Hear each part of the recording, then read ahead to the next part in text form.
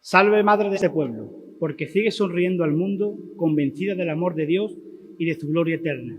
Soberana, patrona, princesa, madre y reina, porque sigues abriendo tu manto a la pureza de los niños y a la fe de los hombres. Reverendo señor cura párroco de Santa María de la Oliva y director espiritual de la Hermandad del Castillo. Teniente de alcalde y delegada de servicios sociales.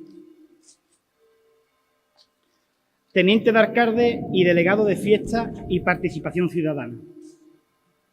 Señor presidente del Consejo de Hermandades. Señor hermano mayor y querida Junta de Gobierno de la Hermandad del Castillo.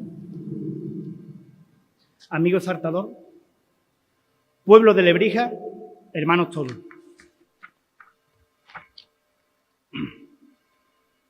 El 1 de diciembre de 1990, fruto del amor de Jesús María y María Dolores, comienza a fraguarse la historia de nuestro amigo David Caro Aguilera.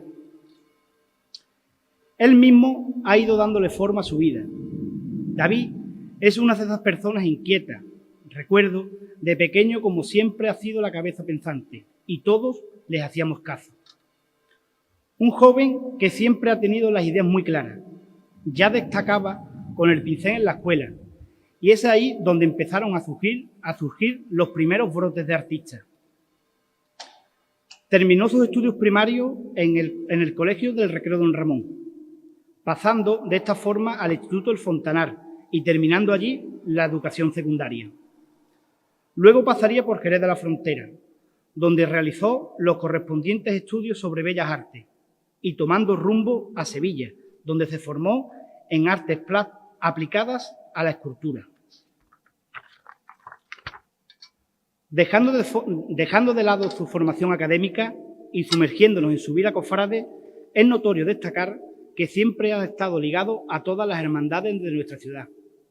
Y cuando digo todas, es que son todas las hermandades. Siendo hermano de la Hermandad de la Humildad, Santo Sepulcro y Soledad en Lebrija, y en la capital hispalense, miembro de la primitiva Hermandad de los Nazarenos de Sevilla, el Silencio. Hermandad esta en la que hizo solemne voto de sangre y juramento de creer, confesar y defender hasta la muerte los misterios de la mediación universal de la Santísima Virgen. Un punto a destacar y valorar por siempre es su permanente y entera disposición hacia las hermandades de nuestra localidad, colaborando siempre en todo lo posible. Desde un 15 de agosto trabajando para la Reina de la Mañana, pasando por montar una carroza de Reyes para la Hermandad de la Soledad, hasta llegar a la coronación de nuestra patrona en el año 2012. Es aquí cuando más ligado se ve a nuestra hermandad, colaborando junto al conocido lebrijano El Sastre para la creación del espléndido altar que pudimos contemplar en la Plaza de España, así como un magnífico cartel de ese histórico 12 de octubre de 2012. Y llegando a este punto, no puedo dejar pasar la ocasión de compartir con todos vosotros una anécdota que protagonizaron ambos artistas, David y El Sastre. Hablemos de reptiles. Sí, han escuchado bien, reptiles. Las protagonistas de esta curiosa anécdota fueron dos lagartijas, pues David y El Sastre tuvieron la ingeniosa idea de filmar la obra realizada por ambos dibujando dos lagartijas entre los ladrillos del arco de dicho altar.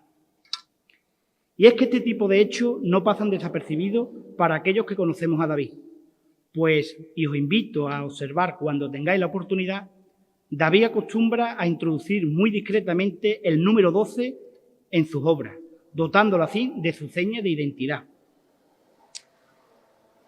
Una de sus obras escultóricas a destacar es el cautivo del perdón de la parroquia de Jesús de Nazaret, pero no es la única. Una obra reconocida de David fuera del mundo cofrade ganó el primer premio en un concurso de expresión joven organizado por el Ayuntamiento de Jerez de la Frontera y ha participado en numerosas exposiciones de arte sacro.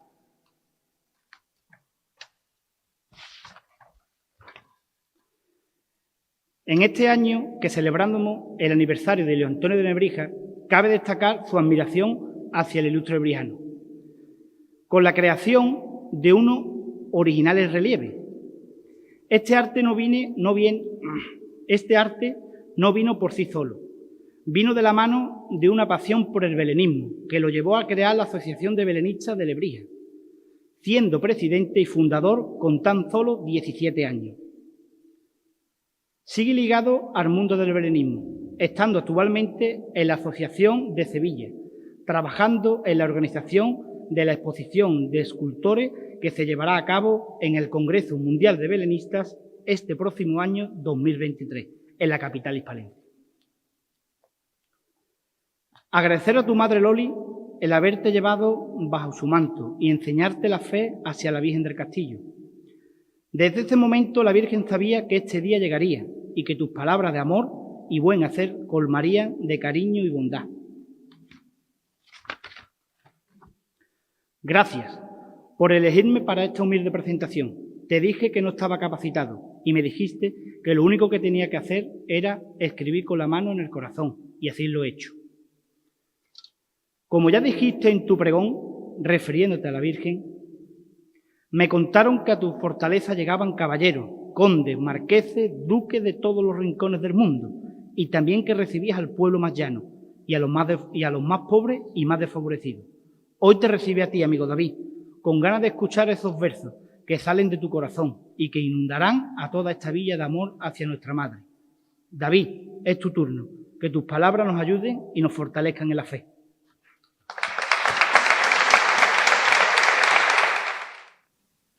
Si atendemos a la historia, a pesar de la absoluta falta de documentación, encontramos que la imagen de Nuestra Señora del Castillo tiene su origen en torno a mediados del siglo XIV, Baja Edad Media, período conocido como el Gótico.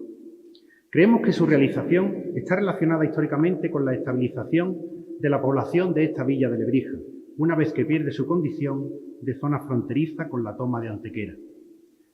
Por sus rasgos estilísticos, con cierta influencia de la escuela francesa, podríamos relacionarla con este modelo de talla estándar en Andalucía llamadas vírgenes fernandinas, que instituyera el mismo rey Fernando III el Santo con la conquista para el bando cristiano de todo el Bajo Guadalquivir. Sin embargo, existen otras teorías totalmente desconocidas que nunca han sido recogidas por escrito. Y es que yo no he venido hoy aquí a profundizar en un análisis histórico-artístico de esta singularísima talla, tampoco a impartir una catequesis sobre la figura de Santa María, ni a desglosaros las publicaciones o tratados existentes sobre Mariología, principalmente porque no sabría ni por dónde empezar. Tampoco he venido a explicaros la indisoluble vinculación a través de los siglos de la imagen, Lebrija y esta antigua y fervorosa hermandad, la del Castillo. No he venido a contaros lo que todos vemos, conocemos o que otros han recitado ya anteriormente. Hoy estoy aquí para que, al menos durante un rato, olvidéis todo lo que sepáis o hayáis leído sobre el origen de la Virgen. Os propongo viajar atrás en el tiempo, a esos otros fascinantes cuentos e historias que narran el nacimiento de una imagen, a la creación del amor. Reverendo señor cura párroco de Santa María de la Oliva, señora teniente de alcalde y delegado de Servicios Sociales, señor teniente de alcalde y delegado de Fiestas y Participación Ciudadana, señor presidente del Consejo General de Hermandades y Cofradías de la ciudad, señor hermano mayor y miembro de Junta de Gobierno de la Hermandad del Castillo, dignísimas autoridades, amigo presentador, devotos de la Virgen, amigos todos, paz y bien. Era 12 de septiembre y los tres se conocieron ese día, allí, de casualidad.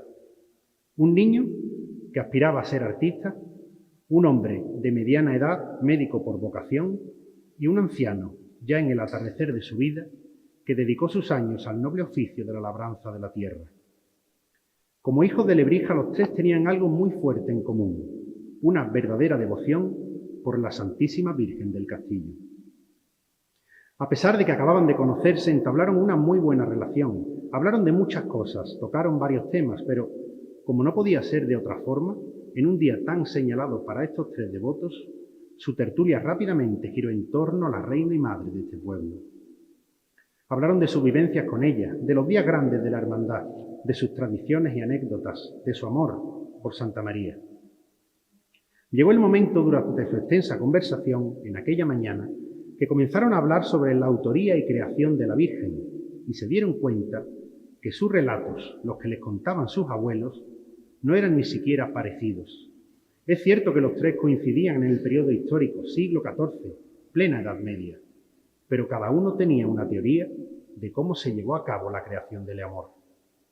Como tenían tiempo y ganas, acordaron exponer sus hipótesis con el fin de averiguar qué relato tenía más veracidad, porque lo cierto es que sobre eso nada había escrito.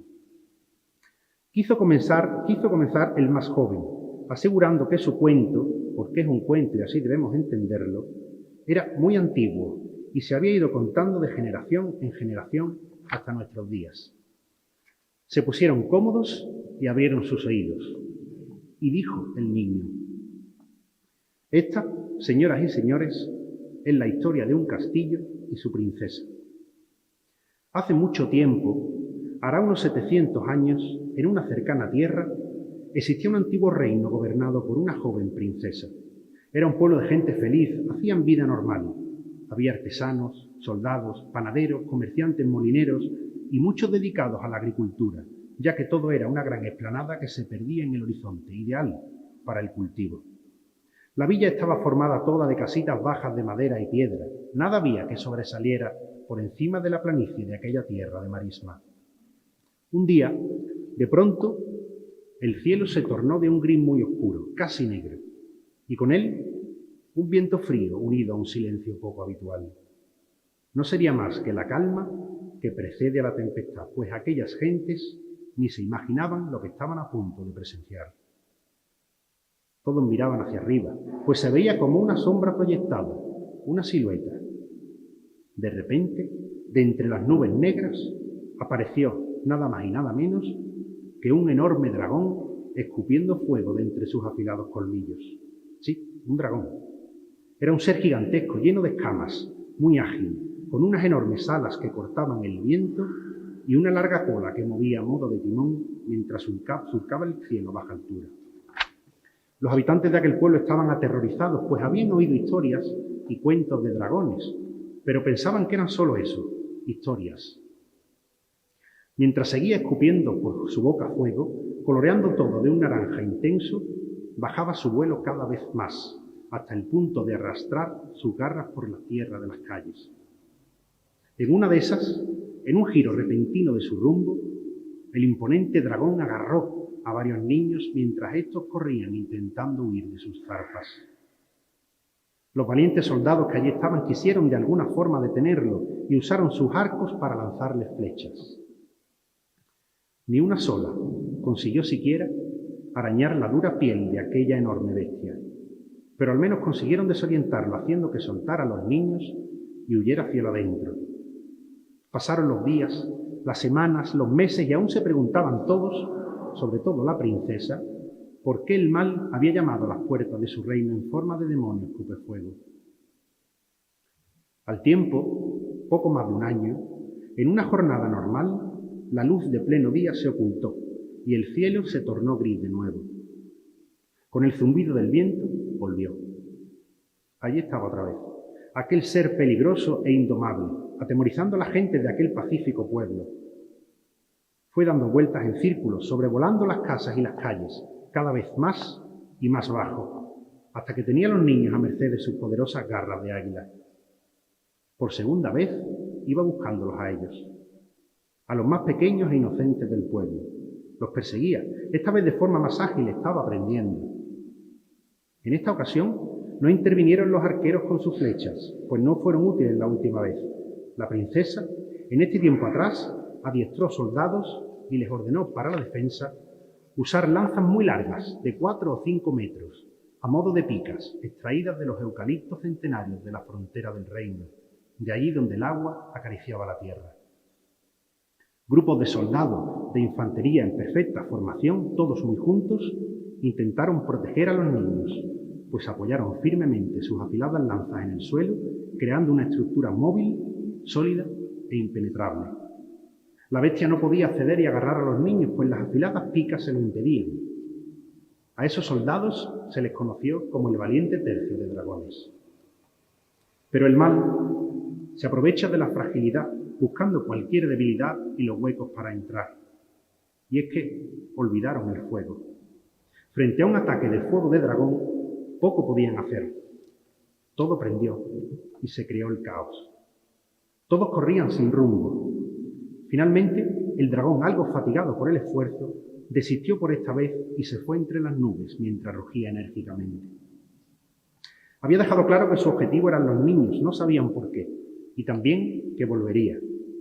Al poco tiempo, la princesa, que estaba especialmente afectada, reunió a los sabios del reino para buscar una solución definitiva a los ataques de la bestia, pues ni los afamados arqueros ni la infantería con sus largas picas pudieron detenerla. Entre los sabios había caballeros, algunos nobles, el alto mando del ejército, el maestro constructor y un fraile muy anciano, que, aunque el pueblo perdió la fe hace mucho tiempo, mantenía un pequeño monasterio en la frontera. Fueron varias horas de tensa deliberación, pues lo cierto es que la decisión a tomar implicaba mucho riesgo para todos. Pero, finalmente, llegaron a un punto en común. Para salvar a los niños, era necesario la creación de una fortaleza. Acordaron que cada uno aportaría lo que estuviera en su mano. Los caballeros organizarían todo el trabajo. Los nobles aportarían el oro necesario. El maestro constructor sería el arquitecto de aquella faraónica obra. El ejército sería adiestrado en la defensa de los muros. Y el anciano fraile, como era ya muy mayor, no le encargaron ninguna tarea y volvió al monasterio. Todo el pueblo se volcó en la construcción. Durante esos meses extrajeron la materia del corazón mismo de la tierra, el barro. Lo modelaron creando grandes bloques, los cocieron en los hornos del reino y con ellos levantaron una enorme fortaleza, un castillo, con sus altas torres y sólidas murallas. El anciano fraile no se quedó de brazos cruzados y, como hombre de profunda fe, durante esos meses esculpió, muy lentamente, la imagen de una virgen con el niño a la que se le pudiera rezar, para así alejar a todo mal de aquel pueblo de paz. La hizo con unas viejas vigas de madera que trajo la suave corriente del río y unos pigmentos naturales extraídos de las flores de la ribera. La vistió con retales de unas níveas túnicas y, con sus ya torpes manos, le bordó un manto con una antigua vela de lino de un galeón español. Fue el regalo de ese fraile, su aportación a la defensa en la guerra contra el mal. Por su expreso deseo, la imagen la llevaron al interior de aquel enorme castillo. Era el segundo día de febrero, cuando el dragón volvió por tercera vez. Atacó y de nuevo persiguió a los niños. Estos corrieron lo más rápido que pudieron a esconderse tras los muros y se ocultaron en la zona más segura, el corazón mismo de la fortaleza. Los rugidos de la bestia los asustaban aún más y decidieron esconderse lo mejor posible, agachados y en silencio, bajo el enorme manto de la imagen de aquella preciosa Virgen. La bestia, muy cabreada, descargó toda su ira en forma de fuego contra aquellas murallas de barro. Y ocurrió lo que nadie imaginaba. Las fundió. Comenzaron a derretirse como si fueran de cera. Las torres y murallas desaparecieron por completo y, sorprendentemente, quedó tan solo al descubierto, reinventando el horizonte, la imagen de la Virgen sobre una enorme montaña de barro. El dragón volvió a rociarla de fuego, pero no le hacía ni el más mínimo rasguño. Al contrario, hasta parecía que la imagen sonreía al ver que toda la ira de aquella bestia nada podía hacer contra el poder de Dios. A más fuego, más marcada era su sonrisa. La bestia se frustró tanto que inmediatamente se volvió un ser débil y aturdido, momento que el tercio aprovechó para encadenarla y sepultarla para siempre bajo aquella montaña de barro fundido que un día fue un enorme castillo. La gente se dio cuenta entonces que la verdadera fortaleza del pueblo no eran las sólidas murallas ni las altas torres, era ella, María, el más fuerte y poderoso escudo contra el mal. Al médico y al anciano les gustó la historia que leyeron. Entendieron que ese relato de la creación de la imagen, aderezado con caballeros, princesas y dragones, es la historia vista a través de los ojos de un niño, con sus aires fantasiosos, pero que no deja de tener un fuerte cimiento. Y es que María es el camino más seguro, el más corto y el más perfecto para ir hacia Dios.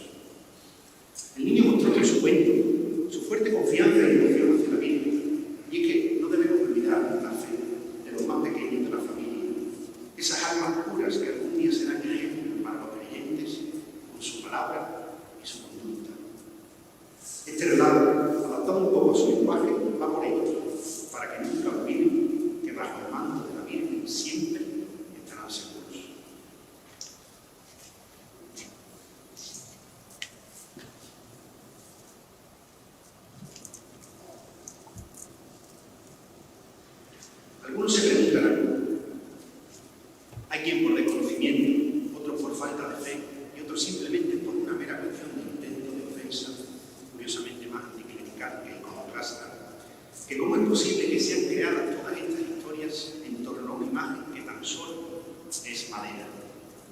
Y lo cierto es que no es solo una imagen de madera, igual que nosotros no somos solo un trozo de carne. Una imagen religiosa es la armonización perfecta entre arte y fe. Y cuando es verdaderamente sagrada, se convierte en un poderoso puente hacia Dios, que a veces dice mucho más que un extenso libro de profunda teología, porque es como un dardo ardiente que va directo al corazón. Nosotros veneramos, que no adoramos, a la Virgen del Castillo, y con fundamento, pues a través de ella nos ha llegado mucho la salvación. Y es que, ¿cómo se puede decir tanto con unos elementos tan escuetos como los ojos de nuestras manos? ¿Cómo es posible establecer tan fácilmente ese diálogo íntimo entre la imagen y el contemplador? Si es solo madera, ¿cómo es posible encontrar siempre en ella ese refugio de fortaleza tan necesario en nuestro camino diario? ¿Cómo es posible que con tan solo contemplar una sencilla estampa de su imagen se inunda por completo el corazón de esperanza? Y es que a veces no vemos las cosas porque las tenemos demasiado cerca. Yo sé lo que es la madera, sé lo que es una escultura por dentro y por fuera, y sé con absoluta certeza que la Virgen del Castillo y su obra están por encima de la simple materia terrena.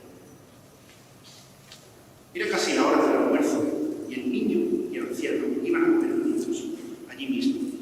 Y finalmente se unió también el hombre de mediana edad, pues era el siguiente en contar su relato, su teoría de cómo nació la imagen de Nuestra Señora.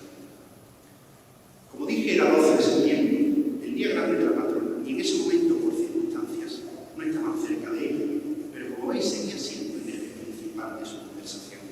Además, todo esto lo hacían bajo su atenta mirada, pues lo primero que hicieron, nada más llegar, fue colocar la estampa suya en la pared de aquel lugar. Permanecieron muy atentos y escucharon. Y dijo el médico: esta, señoras y señores, es la historia de la mujer de las flores. Un día, hace mucho, mucho tiempo, estaba Dios creando una primavera. Como el mejor escultor, estaba sentado frente a un banco de trabajo con buena luz y ropa de faena. En ese momento estaba modelando una a una todas las flores que colocaría posteriormente en la tierra. Cogió un pedazo de cera y comenzó a modelar una rosa. Hizo los pétalos, poco a poco, a velocidad de oro. Los agrupó y los unió en un tallo. Luego le añadió 3 hojas, todas diferentes y a la vez todas perfectas. Cuando tenía la rosa casi lista, añadiendo los últimos detalles, tuvo Dios la mala suerte de pincharse con una de las espinas del tallo. Fue casi imperceptible, por lo que él continuó con su tarea. Pero de la herida de su dedo corazón cayeron 2 pequeñas gotas de sangre que fueron a posarse en los pétalos de una hermosa azucena blanca recién acabada de modelar, que tenía un canasto junto a sus pies, donde iba agrupando las demás flores terminadas. Cuando acabó de modelar la primavera, Dios llamó a sus ángeles y los mandó a la tierra a colocar los árboles, a soltar las mariposas, a cambiar los cauces de los ríos y a sembrar todas las flores que había creado.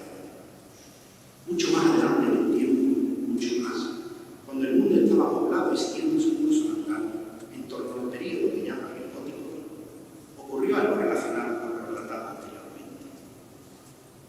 En un pequeño pueblo asentado en la ladera de un cerro, en las tierras bajas del valle de Guadalquivir, vivía en una modesta y pequeña casa una mujer muy pobre, pero tremendamente feliz.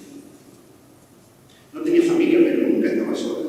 Como persona de profunda fe, siempre estaba con Dios. Para poder comprar algo de comer cada día del año, iba a buscar flores al campo y luego las vendía a los viajeros y comerciantes que transitaban el pueblo. Esta gente no compraba cualquier flor, eran exigentes, querían las más hermosas, por lo cual había que trabajar duro para encontrar bonitos ejemplares. Cada día hacía lo mismo, se levantaba temprano para iniciar su búsqueda y hasta eso de media mañana no volvía al pueblo con su canasto de 10 o 12 flores.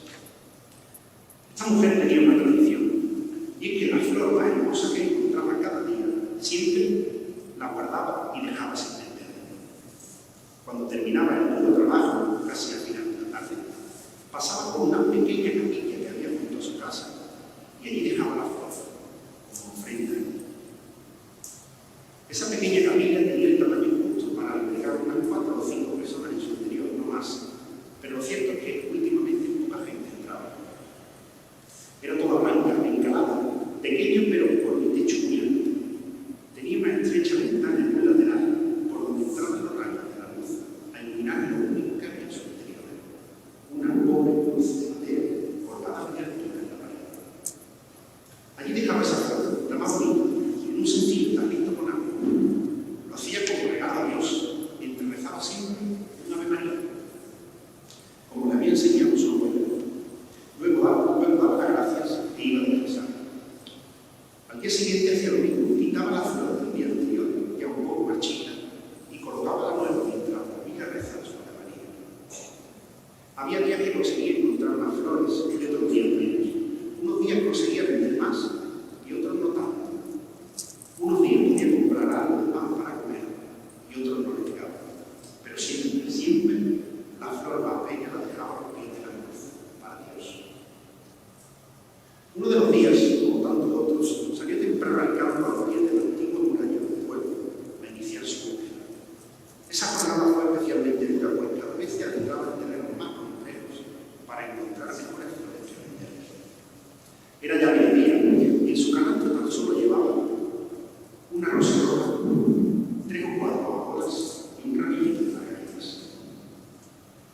De vuelta en el pueblo, se le cruzó por delante suya una libreta brillante como la plata, que fue a posarse en una tras unas hierbas altas. Su curiosidad le hizo retirar esas hierbas y encontró, para su asombro, la flor más hermosa que jamás había visto. Una impecable azucena, blanca como la nieve, con 2 hojicitas de rojo bordeando sus pétalos. Efectivamente, era esa flor aún pura de la que modeló Dios durante la creación de la primavera. Volvió al pueblo, a la plaza, a vender lo que había en su canasto. Era poca cosa, no había sido un buen día, pero le daría para comprar un pan de pan y fruta. Pasó una hora y otra. Iba cayendo esa cálida y helada tarde, y lo cierto es que no conseguía vender ni la rosa, ni las amapolas, ni las margaritas. Todo el mundo al que se las ofrecía solo tenía la hermosa azucena de su canasto. Pero esa no la vendía. Esa era para Dios, para ese ratito de oración y dar las gracias. Y así, sin dinero para comprar, después de un martillo, pero feliz por poder ofrecer su flor ante aquella vieja cruz de madera. La colocó en el carrito, le echó agua limpia y cerró los ojos para rezar a la reina de todos los santos. Dios te salve, María, llena eres de gracia, el Señor es contigo. La flor se agitó de pronto como si hubiera una fuerte e inexplicable corriente de aire. Sigue diciendo: bendita tú eres entre todas las mujeres y bendito es el fruto de tu vientre, Jesús. La azucena empezó a crecer y crecer, y sus pétalos se agradaron formando un rostro, y sus hojas fueron adquiriendo forma. Santa María, Madre de Dios, ruega por nosotros pecadores ahora y en la hora de nuestra muerte. Lo que hasta hace un momento era una flor se había convertido, nadie sabe cómo, en la imagen de una preciosa virgen coronada de luz, vestida de amapolas y margaritas doradas, con unos enormes ojos atentos, una enterada sonrisa en sus labios, la piel blanca como la luz de marzo, y en sus ojos dos resplandores colorados como 2 gotas de la misma sangre de Dios. Aquella flor de María entregada al Señor, todas las cosas flores y Dios, en su infinita caridad, le devolvió el regalo multiplicado por mí en forma de una bella imagen de Nuestra Señora, de su madre. La vendedora de flores ya podía rezar ante la Virgen, que le concedió felicidad y enorme gracia durante todo el resto de su vida. A partir de entonces, nunca más en esa pequeña capilla estuvo vacía. Y nadie en ese pueblo tuvo jamás la fuerza de la oración ni de la grandeza de las flores. Por lo tanto, podemos decir con razón que aquella imagen creada por las mismas manos de Dios ni fue esculpida ni fue tallada, pues la Virgen más bien floreció.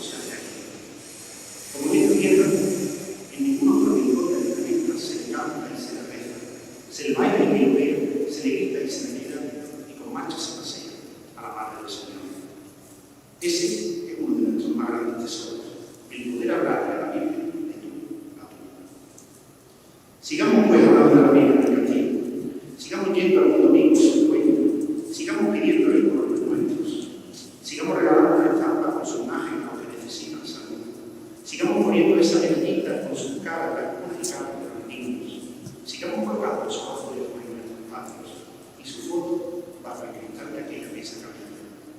Sigamos agradeciendo su día el 12, inundando las calles para poner con sus banderas, con lagunas y flores. Sigamos pidiendo que el repique de campanas sea aún más grande y sigamos acudiendo más a sus cultos, misas, procesiones. Sigamos cuidando el mayor tesoro y orgullo que tenemos los hijos de esta tierra. Sigamos pidiendo que interceda por nosotros ante Dios y sigamos hablando, porque creed, la Virgen del Castillo siempre escucha. Y ya no solo por hablar de, por ser ella el mejor puente hacia Dios, ni por la fuerza de sus milagros, es por el día a día, por los pequeños detalles que hacen la vida y forman el tesoro de la Virgen. Cuando reventaba aquella tienda de artesano, a veces regalaba unas pequeñas estampas ovaladas, unas pegatinas, con el rostro de la Virgen del Castillo, y yo veía la sincera felicidad y profundo agradecimiento en la cara de la gente, seguido de Madre mía del Castillo, te pido por los míos.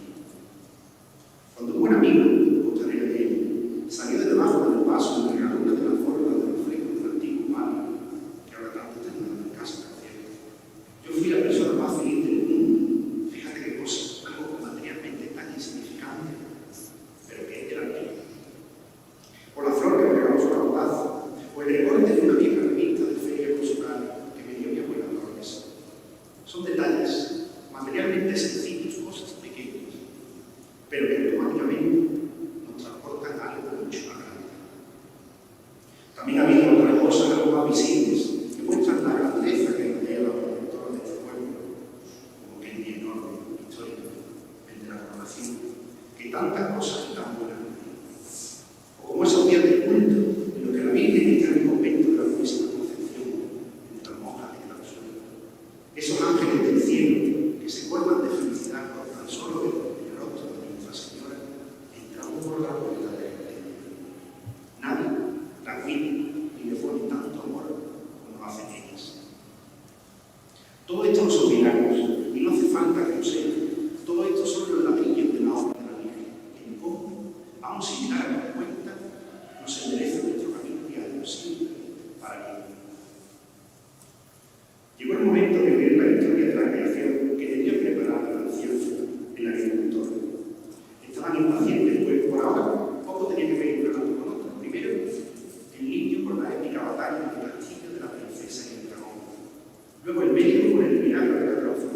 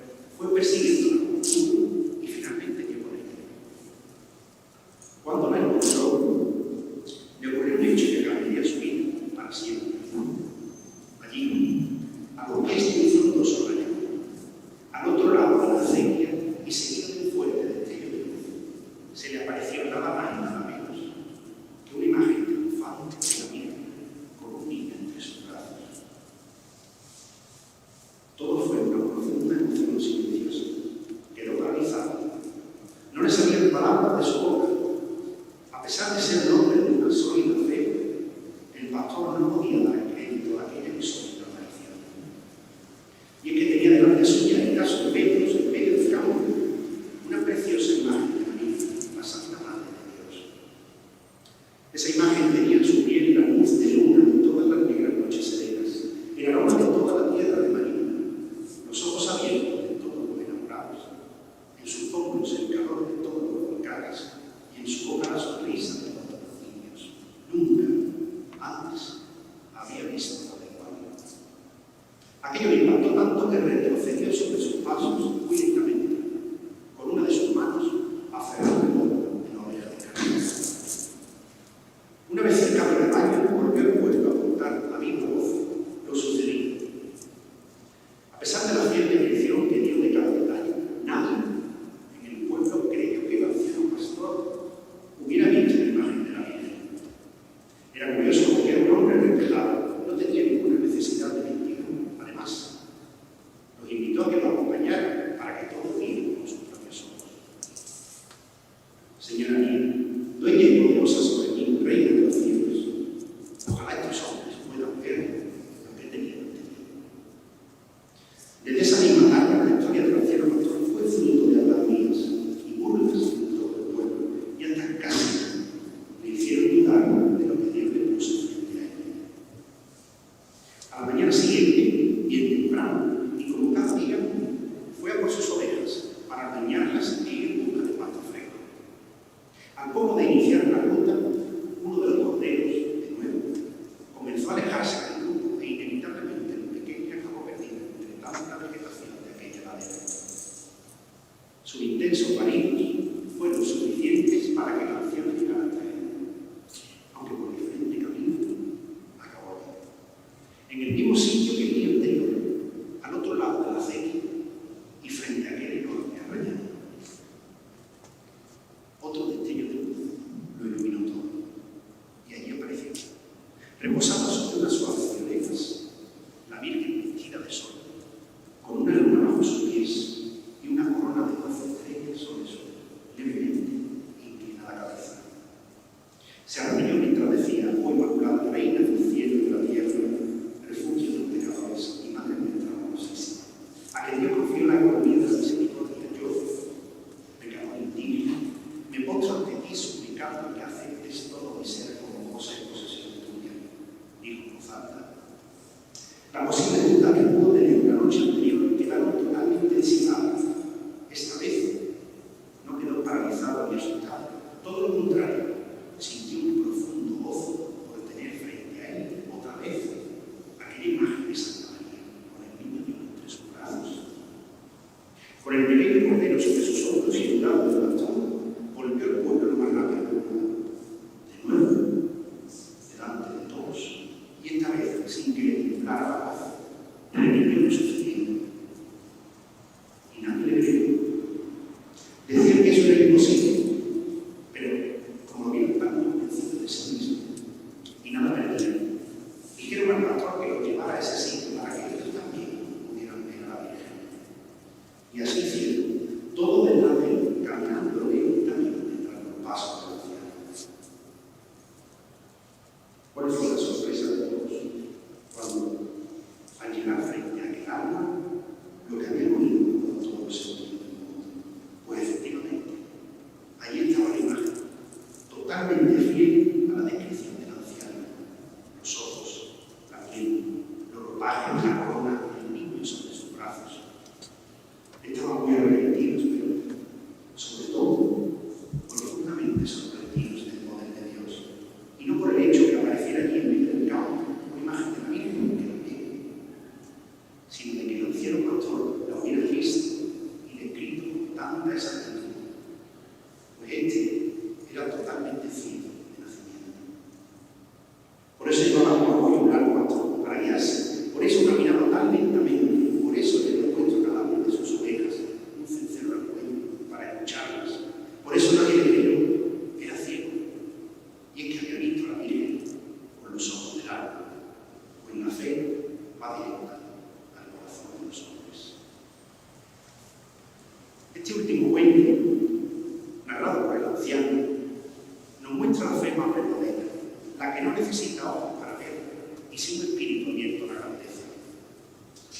Muchos tenemos esa fe ciega, este mundo donde Dios que recibimos y lo pedimos ardientemente. Pero para otros, creer les parece poco. Quieren saber. Sin embargo, la palabra creer tiene dos significados diferentes. Cuando un paracaidista pregunta al empleado del aeropuerto, ¿está bien preparado el paracaídas? Y aquel le responde indiferentemente, creo que sí. No será suficiente para él, pues este quiere saberlo con seguridad. Pero si le ha pedido a un buen amigo que le prepare el paracaídas, este le contestará a la misma pregunta, sí, lo he hecho personalmente, puedes confiar en mí.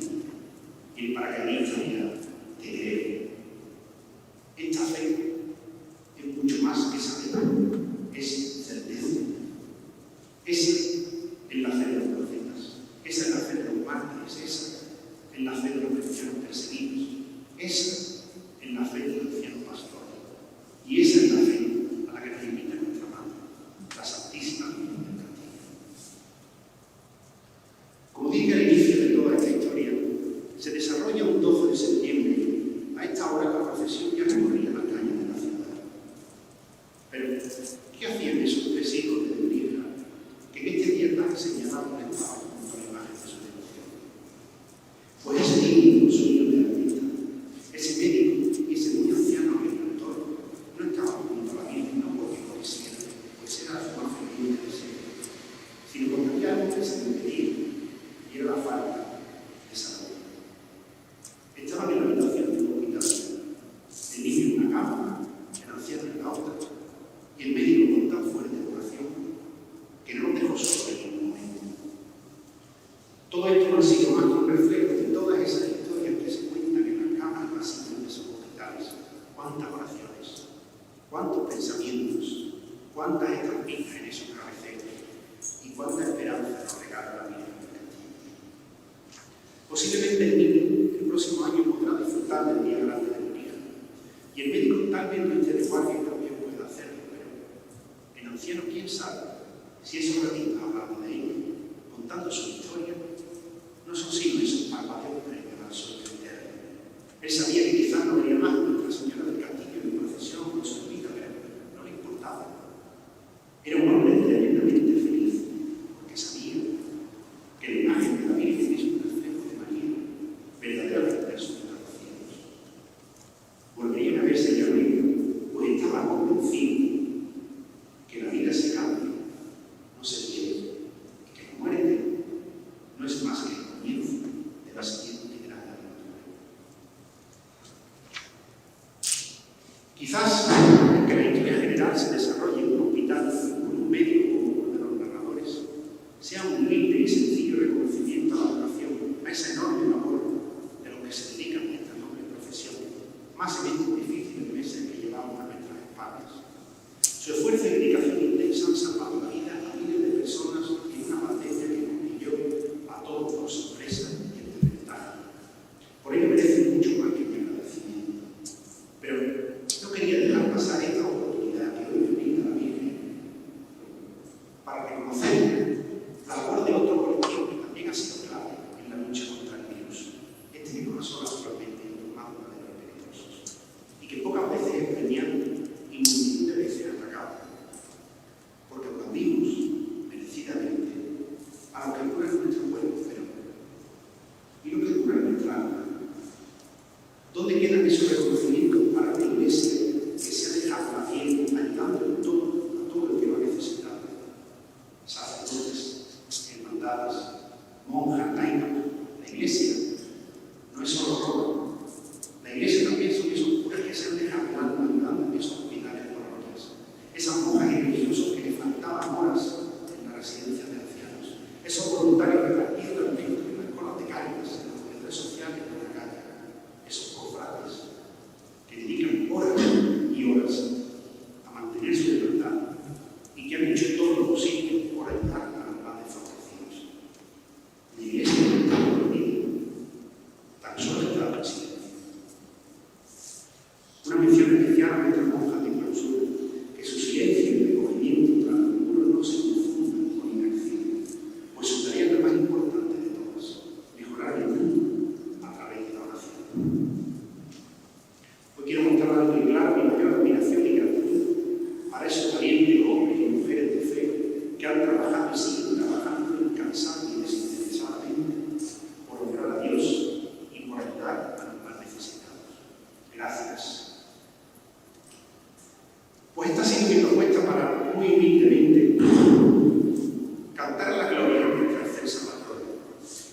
pasear por unos relatos más por estilo medieval de la creación a través de los ojos de estos tres peculiares personajes americanos.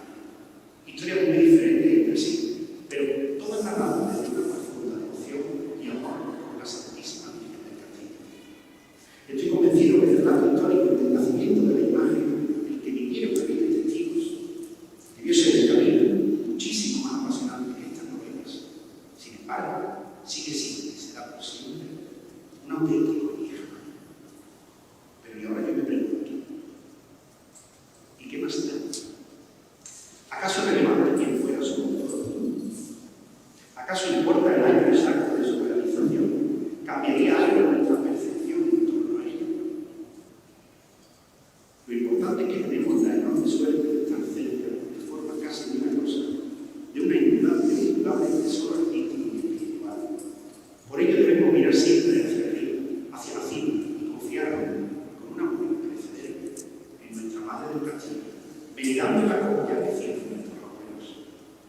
Y es que, si abrimos uno a uno el corazón de cada mexicano, da igual su condición, ideología o creencia, encontraremos un pequeño rinconcito donde habita el alma de la verdadera fortaleza del pueblo, de esa escultura que no es solo madera, de esa imagen que trasciende el tiempo, de esa virgen que verdaderamente no hay mucho.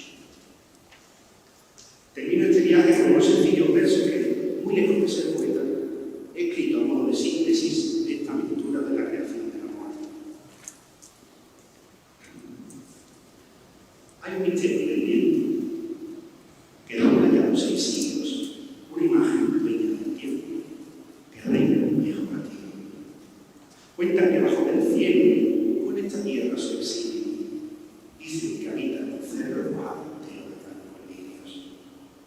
Afirman que fue en primavera que una azucena pasó a ser madera, siendo la envidia de todas las flores. Y narra que fue en esta tierra donde por ella cesaron las guerras en la defensa de eternos amores. Algunos creen que fue un sueño, fruto de hermosos delirios, de aquellos que son despiertos, de aquellos que aún están dormidos. Yo creo más bien que esos cuentos, ninguno escrito en los libros, son el más fiel testamento de aquellos devotos testigos.